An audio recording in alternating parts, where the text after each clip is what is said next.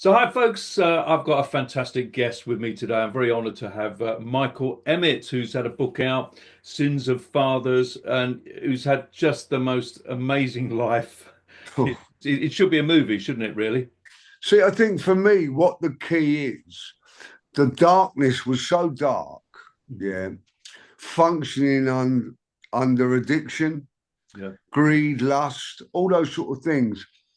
And some of it I knew I just couldn't, and I couldn't stop.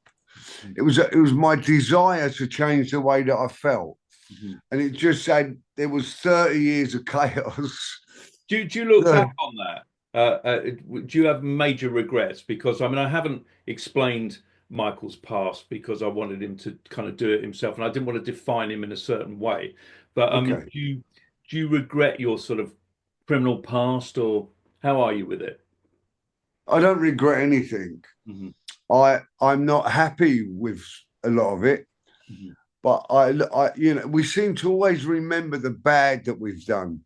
Hmm. We forget that we're good that we've done. And I believe I've done a lot of good, but I think my addiction around it was around cocaine, Hmm. women, crime, and it was chaotic. So my mind and my behavior, we done very well, and there was family, and it was just I'll tell you as we share the story, but I have no regrets. No. Now, of course, you grew up in South London. I'm a South Londoner as well. I'm like a Mitcham Tooting Oh, lad. are you? Yeah, absolutely. Yeah. And you also, I know you moved down to sort of Epsom, which also lived around there as well. So we kind of, there's a bit of mirroring there. But your dad was in the business, wasn't he? Yeah, it was my dad who was he was the real deal. Yes.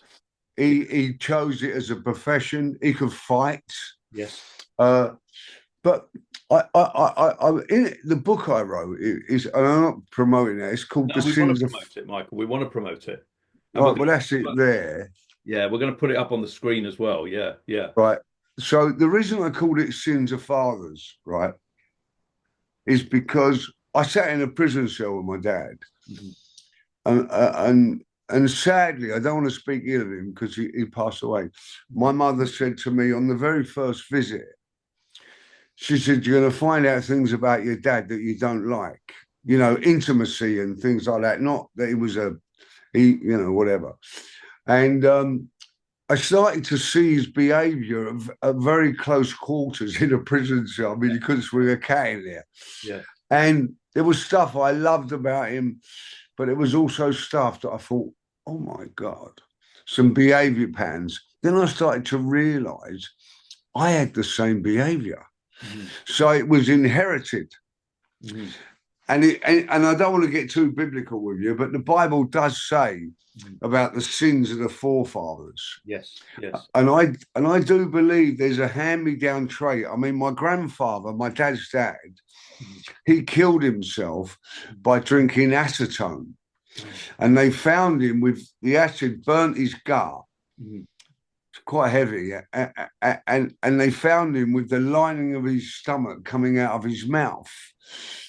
So he was tormented, wasn't Yeah, absolutely. Well, I mean, it must he? be so weird because you were in a cell. There was a very big drug thing that you were in the cell for, but it must have been so weird to be in a cell with your dad. It's such close proximity. I mean, that's kind of Yeah. weird, isn't it? How long were you That in? was it was really strange. We had a lot of good moments as well.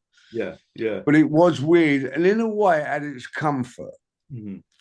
I got me dad there. Not that I wanted him there, but because he had a bit of a reputation as well. Yeah. But there was a couple of times when I found myself in trouble with other inmates. Yes. They were 60 odd. I mean, I'm 60 odd now, but we was all 30 and 40. We were Yeah. fit young kids. Yes. And I said, Dad, he'd want to fight for me. I said, Dad, I'm 30 years of age. Drop me. Don't you hit my boy. Like I was about 9.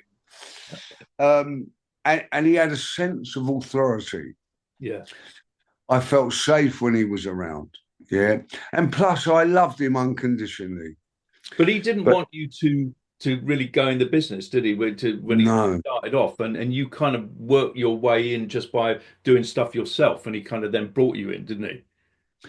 Well, I suppose what it was, yeah, he was a criminal who pretended he wasn't.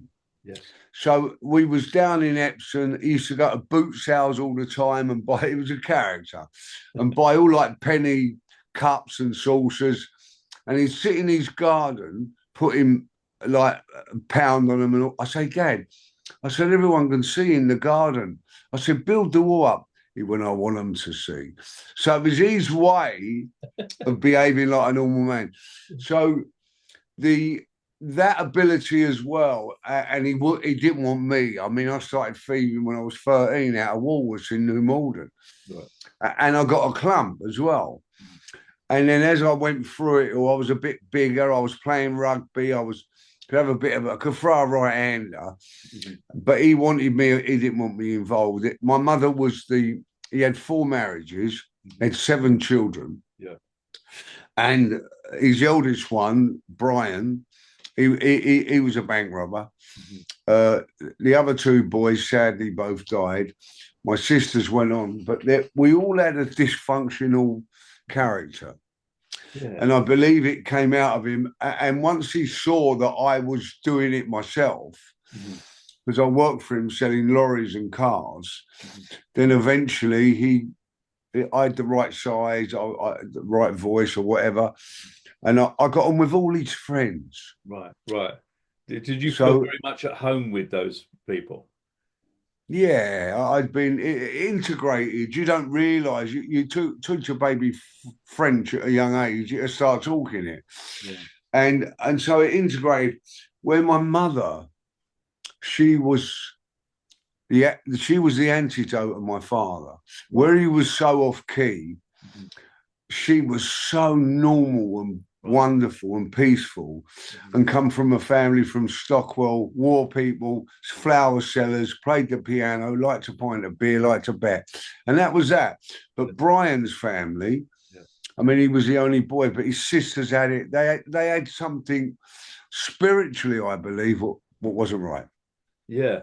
But did you, I mean, it was dysfunctional way because I did read about the fact that, there was abuse. So I'm not saying go into that, but Yeah, it wasn't easy in a lot of ways, which kind of got your head not quite together in a way. that didn't help. None of that helped. Yeah. And where I tell you another thing, my father was very bright. Mhm. He could do the Times crossword. He was unbelievable, actually. Yeah. Yeah. And my sister got it. Yeah. She was extremely bright. My younger brother, who sadly passed away, he got it, but I never. I got my mum's whack. My mum wasn't too clever at being academic, and Yeah. so I really struggled in school. I Right. couldn't concentrate, but I was a good athlete, so I got through. So you weren't interested in school. Did you just find the whole thing boring or just didn't relate to it? I think someone said to me, "You was a real one to yourself." They said it to me yesterday, and it was like as if I was. Like I never want to put money in a parking meter. I won't get a ticket. I want to put all that stuff. I don't do that now, Yeah. and I don't really know. Maybe it was the sense of having excitement all the Yeah. time. I wonder with you when I look at you, I think there is an edge to you that likes a bit of excitement, a bit of Yeah. drama, and Oh yeah. you're not really alive unless you've got that kind of extreme thing going on. Well, that's very observant of you, and I think that's what it is. Yeah. So as a young age, I had no need to go and steal things at a young age. My dad was mortified. We had what we needed. Yeah. Nice bikes, this, holidays, mum. And I had the most wonderful mother that you could ever, like we've all got lovely mums. But for me, where I had the nutty father, Mhm. without my mum, Mhm. he would have struggled in life. Yes. Yeah. My mum was his backbone. She was his calming influence, and he loved her like no tomorrow. But dysfunctional behaviour, I mean, it wasn't the level of Ronnie Kray where we wanted to kill people, Mhm. but we it was the dark way seemed to be the bright way. Yeah. It What was did where he we turn you felt. into then? So he finally said, like, come and join me on a few bits and pieces. What sort of things were you up to? Well, we were in the cannabis game, Yeah. and he had a partner who come out of our way. You might have heard of him, Joe Pyle. Yeah, I knew Joe Pyle because I used to film all the unlicensed boxing for him down at Streatham. Did you? Yeah, at Caesars. I did it for years. In actual fact, with Joe Jr. And he had all the people there around him, like Charlie Richardson used to come down, Tony Lambriano, those people. And I did that for about 10 years. So I interviewed him a couple of times, only briefly. I never did a full interview with him, but knew him for a long time and filmed his funeral. I remember his funeral on Well, that. I'd done the flowers at his funeral. Did you? Yeah, on that terrible wet day, and it was all pissing down and everything. So, yeah, I wouldn't say I knew him well, but I sort of knew him, if you sort of mean. Well, what happened, my dad and Joe are we're going back into the 80s. Mhm. There was an influence of a guy called Alex Steen, He who boxed. was a boxing, but he knew a guy called Wazzle, Mhm. who knew the Italian families out in America. Yeah. So there was that going on. There was something going on there. Mhm. And then Joe and my father, they were together for a number of years, Yeah. and they got arrested together. Um, they after that they went their own ways. Yes. Yes. The other people knew that they was on them. They told them to behave themselves.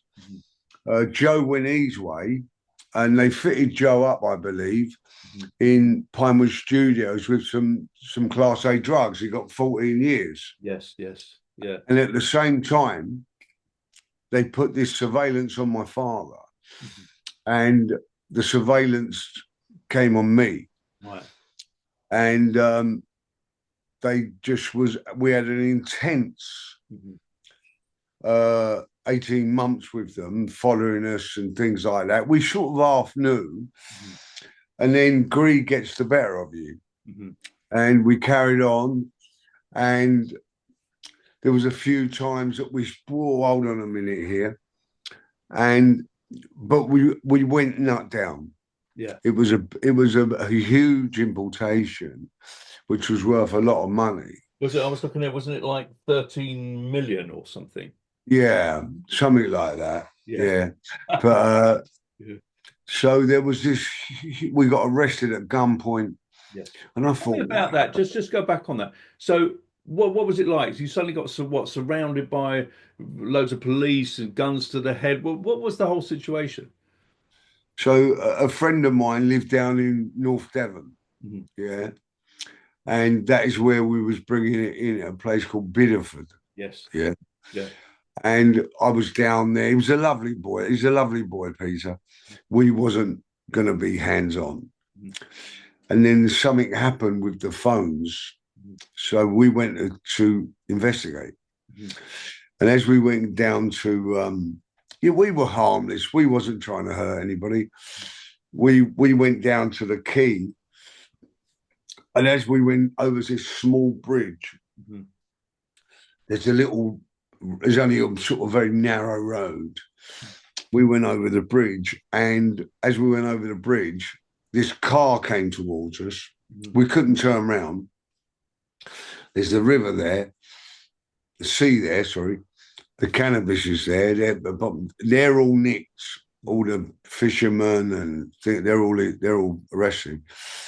We don't know this. We come over the bridge. We're going to scoot up the back, and they was there. Bomb, halogen lights. They say there was 60 officers because there was about 17 of us. Right. And I think they need 3 a man, 4 a man or something. And they say there's special arms unit. I don't know. I always get this number. I think it was 12 or 16 Yeah. night sights. And then it all just hell broke loose, and they shouted out, Michael Emmett, get out of the car, put your hands above. I thought, oh dear. Yeah. But I didn't get out. I hid in the car, tried to.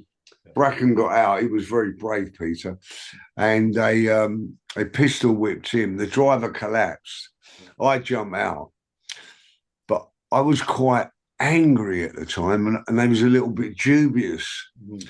Get on your hands and knees. And I'm not saying I'm a brave boy because I'm frightened of guns, but that stuff took over. And I thought, I'm not, what can I do? And then they sort of, I wouldn't get on my hands and knees. I was going, God, I was being quite rude. And then they come behind me, they handcuffed me and put me on the floor. But as they put me on the floor, all I could think about was my three children. Right. And I got really upset. There's all guns and night sights and noise. Yeah. And I wasn't interested in none of that. Mhm. And it was November the 7th. Yeah. It was a blustery old night. Yeah. I think just, and I looked up to the heavens Mhm. and he went, a penny for your faults. I said, my three children, go on, leave me alone. And a tear came out of my eye. Oh my God. Yeah. But he found that quite, I think, because when I wouldn't give him my name, address, or nothing, Yeah. nor did my dad, they was whatever. They went, look, we got to charge you, Michael, and we need you. I said, you know my name and my address. They was at my house then. I was clearing it all out, blah, blah. And then he turned around, and I wasn't trying to be brave. I was just, we were enemies, you know, and I didn't want to. So, and he went, look, if you give me your name and your address, he said, my officer said you got a bit emotional about your children. Mhm. I said, that's right. Yeah. And I think they found that quite human. Right. Okay.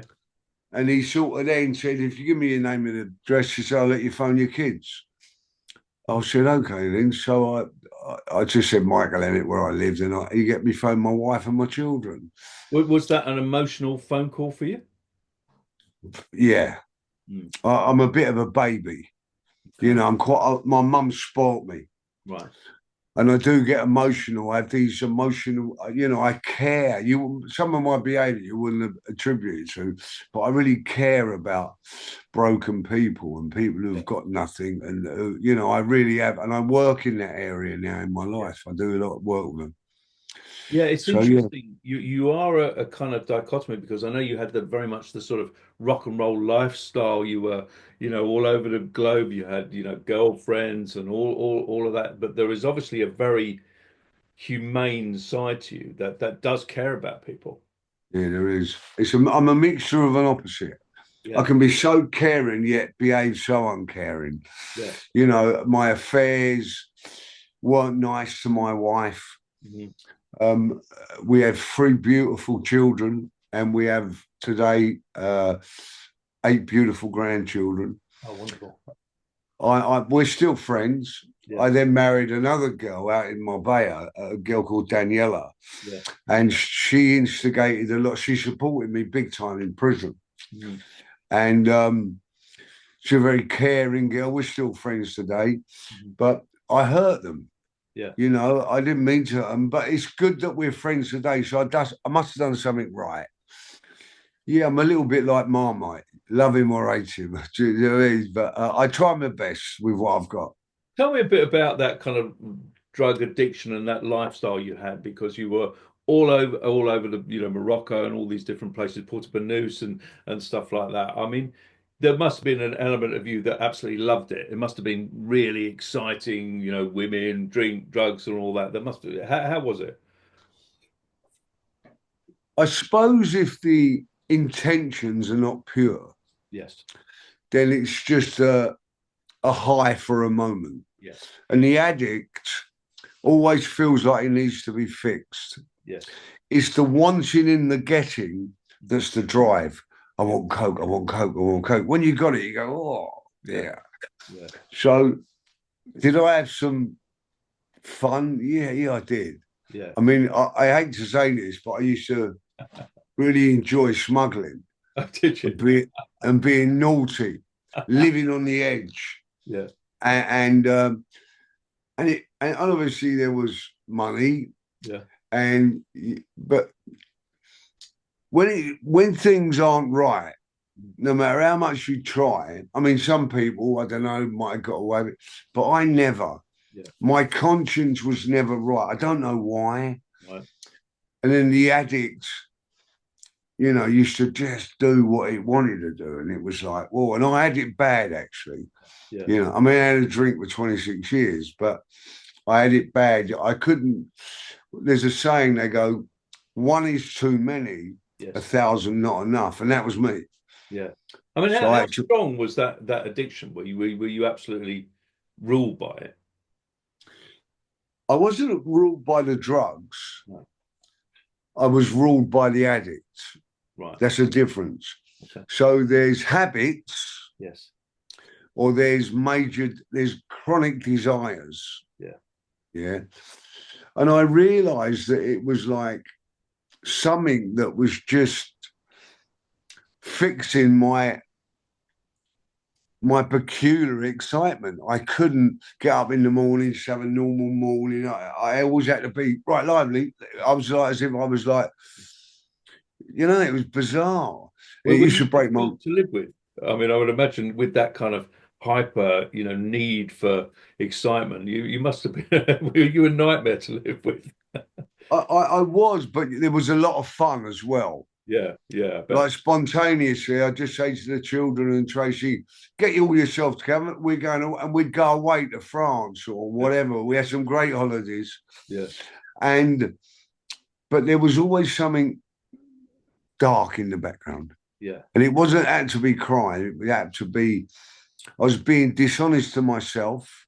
mhm, And I don't want to discredit anybody, but there was a lot of attraction from women. yes, I looked the part, but I was broken inside. But the thing was, mhm, as much as they all wanted to run away at the time, they they couldn't live without me, but they couldn't live with me. So that friendship has developed, mhm, mhm. and now, wouldn't say they couldn't live without me because they could live without me, but the presence I had in all of their lives. Yeah, And I always used to feel crap about myself. I never felt good and boisterous and things like that. mhm. The drugs used to help that. But they're all you won't believe how they are with all of them are with me today. They all They're, get on with you now. Do they all like you and it's we're nice? all friends. We're all Brilliant. great friends. Even some of the men who I upset, Yeah, there was it. And I don't want to make myself right because my chastisement from God, I believe, mhm, was that I lost everything yes. and was homeless. Oh my God. So how difficult was that? Extremely difficult. So you But literally had no home, nowhere to go to. I could go to homes and things like that, but I was officially homeless. Right. My homes I had, whatever happened. Yeah. But I was also a businessman. I was a shareholder in Kasabian, the music group. Right. Okay. I had a radio station. Mhm. Yeah. I had a flower business. Yes. So all of it, I knew it was going to happen. Yeah. And I thought, you can't sleep with other people's wives. Yes. And I did. Yeah. And that breaks that they're the ones that breaks my heart today. Right. Yeah. And so, but from the skills or from what I learned from the Kasabians, the radio stations, the dishonest sex, it weren't dishonest sex, just being dishonest, trying to fill my own desires. You say, do I regret? They're the things that I regret, some choices, Yeah. especially around women. Yeah. And when I had nothing, and I was outside where I used to live in South Kensington, and I went to say a prayer. I'm very faith. I have a strong faith in God, very strong. I wouldn't say I'm a great Christian, but I have a strong faith. Yes. And was outside my home. It wasn't my home no more. And I went to pray, Mhm. and I felt in my spirit. I went to say, why? Mhm. My car was a lovely car. I couldn't even get a push bike. Right. I was with a friend of mine. He had no money, so I paid for the coffees. Left outside my flat. We was near a coffee shop near my flat, and I walked to South Kensington Tube Station. Mhm. I didn't have one penny in my pocket, Oh, cool. and I went to phone up. So I thought, no. So I prayed about it. Mhm. Yeah. And I'm not being religious, I'm being spiritual. Please help me. Mhm. Please, please help me. I walked down South Kent tube station. It's a very, very busy tube station. Yes, I know, yeah. There was no one there but the ticket collector. Mhm. So I don't know what I went down there for. And as I went to walk back up the stairs, I heard a noise on the Oyster card machine. This is true. Yeah. I walked over to the Oyster card machine. I needed £4.80 to get out home, Yeah. and a fiver fell out of the machine. That's true. Yeah. I thought, what? Make what you want of it. Yeah. Yeah. But my prayer got answered. Yes, Right? absolutely. Yeah. And then I thought, why don't he give me my own back? Right. And I think the answer to that, Yeah. it's not what we want, Mhm. it's what we need. Yeah, absolutely. Gave you what you needed at the time. Absolutely. So I crave for the peace. I crave for that desire of peace. I work in the prisons. Yes. I work with addicts. Mhm. Yeah. And I get fulfillment from that. I really enjoy it. I mean, I Do you have started peace now? Do you have peace now by doing that kind of work? sitting here, I'm peaceful, Yeah. but something could happen because I have a lot of outside things going on. Yes. Like I got involved with a business and lost a lot of people's money. Yeah. Well, it wasn't right. And that cocky Michael went, don't worry, I'll sort it all out. Yeah.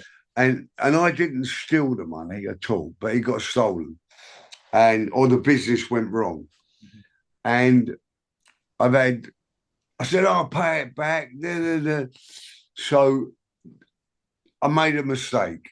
And I lived in that hand over mouth, everything. I tried my best. Yes. I lost everything I owned. Yes. Yeah. So all of it is the truth. It weren't mine to own anyway, but God says build the foundations, got to be strong. Yeah. And obviously mine weren't. Mhm. And everything sort of went, and I just had to get on with it. And And I've been are living, you all right now? Are you well, sort of all right. I feel a lot better. It's not been paid, all of it. yeah. And I hope to intend to do that. And a lot of people have understood now. Mhm. It's like everyone knew each other, so it's like they gossiped Yes. and they made the problem about what's he, and it got really uncomfortable, and it affected my family. Yes. It affected it a lot. So it's been a hard call. But what I do know Mhm. that I was being looked after. Yeah. Yeah. So And you have a strong faith now. I mean, did apart from that incident, so with the £5 appearing, was there a sort of a moment where it came upon you spiritually to what? to believe? Do you believe in God? Well, I'll tell you what happened to me. It happened in prison. Yes. I was through my dad, actually. Right. He went to me, look, stop smoking that puff and all that. He said, why don't you go down to church? Yes. And I went one Sunday and stood at the back. It was quite pleasant. But Daniela, who was then my wife, the Italian lady, I'm not confusing you, am I? No, no, not at all. No, no, no. Daniela, who was my wife then, was friends with Samantha Fox. Yes. Yes. And she'd become a Christian at a church in Knightsbridge called Holy Trinity Brompton. It's the home of the Alphacles. Yes. Yeah. And this was unbelievable. Forget about the faith and what happened, although that's important. The fulfillment in me sort of started to be different. Yes. Yes. That didn't matter no more. This didn't matter. What mattered was me, because I felt so broken inside. Yes. I really was broken. No one really knew No. how I managed to keep going, really. It hasn't been easy, but you reap what you sow. Yes. Yeah, I sowed the disaster and I had to take it on the chin. And Sam came down to the prison with Daniela, and they're doing Alpha. Mhm. And we introduced Alpha into prisons. I Yeah. mean, it was great having Sam and Daniela in. We had them in the chapel, all dancing and singing. The governor didn't like it. He didn't like me, the governor. And I'll tell you a quick funny story. They videoed all it, Yeah. and I nicked the video and sent it out, Yeah. right? Good. Good. Called murders. The governor had me up there, slung me out. I had him. He said, if that appears Yeah. on the TV or the news, I'd lose my governorship and you'll do every day your bird in Scotland. I said, don't worry about that. And I never produced it. I didn't take it to bribe anyone. Right. I just thought it was fantastic, Yeah. you know? It'd be great to see today. God, if it was still around. Well, that's another story. Yeah. So I then moved up to the London jails Mhm. and we took this Alpha course with us. Yes. And now it's gone round the world, not down to me. It's a really big course in prisons. Yeah. And about 7 years ago, when my dad died, I was in the church, and Nicky Gumbel, he was the leader of Alpha, asked me, would I share about dad, which I did. Mm. Yeah. And it was at the Albert Hall. Now, prior to that, it was a workshop Yes. in the church. And there was this big African man on stage being interviewed. This is true. Yes. Big shiny trousers, you know what they're like, and their shirts. And Nicky interviewed him, and he said, yeah, he said, this is true. I was on death row in Uganda. Yes. It was a political coup. Yeah. He'd done 21 years, I think. I'm not sure that's right. And he said, I was in my prison cell. Yeah. He was going to be executed. And he saw the Alpha course. Right. He'd done the Alpha course, became a Christian. They released him from death row, truthfully, and you can Google it. And they then released him. Yes. He got his job back at the Ugandan government. Mhm. He's on the stage. Yes. 21 years after we'd done it, I thought, oh my God. I found it quite emotional, moving. Well, what a journey. Yeah. And I just think, well, there it is. There's so many confirmations because I'm not a religious man. No, no. Have I you bel have you forgiven yourself? I think there's an area of you that you're sort of down on yourself about things that you've done. Have you kind of like found a bit of peace? not totally. I mean, I'm a lot better. It's been done a lot of good for my mental health. Yes. Yeah. I've had to live frugally. Yes. I've had to be, God says you can have as much money as you want, as long as you use it for the purpose of good. Yes. Yeah. If we love money, it destroys us. But have I totally forgiven myself? I'm nearly there. Right. Okay. Okay. I'm nearly there. I'm nearly there. So we got is zooming through this. We've got 5 minutes left, and I could talk to you for hours because you've got so much depth and you humanity and stuff like that. For our crime fans out there, Sorry about that. no, look, I find you fascinating. Um, tell us about Reg Kray because you were in there because you knew all the villains of the day. You were around all of them, John Bindon and all these sort of people. Yeah, Biff was a mate. Yeah, and what was it like with Reg? I mean, I've got some hilarious stories about Reg and Sex Pistols and football games, but he was on the fours in World Wing. Yeah, it was everyone who was everyone. yeah, Yeah, and they were the younger lot, Mhm. my age, and it was my dad, old Reggie Kray, a number of them. I had an over 45s football game. It was fantastic. They all got drunk on the hooch, and it was brilliant. Yeah. It was wonderful. Yeah. And Reg he took to me. Yeah. He wrote about me being a Christian in his book. I thought, wow, Reg, but I'm pleased he did. Yeah. And I prayed with Reg. I sat in his room. Yeah. But he was the most hilarious man you could imagine. I mean, I had some great times with Reg. And one day, just quickly, I'd like to tell you this. We had a game of football. Yeah. And we wanted him to score the winning goal. It was all on the hooch. Yeah. I say to the goalkeeper, go right. Yeah. And I say to Reg, kick it that way. My grandson would have kicked it harder. We're trying to blow the ball over the line. We get the ball in, and then we stop the game. And we pick Reg up. Yeah. And there's about 40 of us, and we all started singing, "We are the champions," my friend. He said it was the happiest day in his life. I'll finish it. It's a funny story. Yeah. His bollock was hanging on the geezer's neck, and he was like that. He was like that, Reg. But he was one. I don't want to discredit him because I loved him. No, no. We take him back on the wing, and he wants to speak to Charlie, who's in Belmarsh. Right. But so there must have been a protocol where Reg and Charlie and Ronnie could speak whenever they wanted. Yeah. So they get through to Belmarsh, and Charlie comes out and says, Reg, I can't really speak. He said, Charlie Bronson, right, has taken the terrorist hostage in Belmarsh, and there's a lockdown. So Reg went, don't worry about that, Charlie. He said, I've just been involved in a shootout. He went, what? He went an effing penalty shootout and put the phone down. They were the moments with Reg. Oh, how funny. Well, look, Michael, it's been just fantastic to speak to you.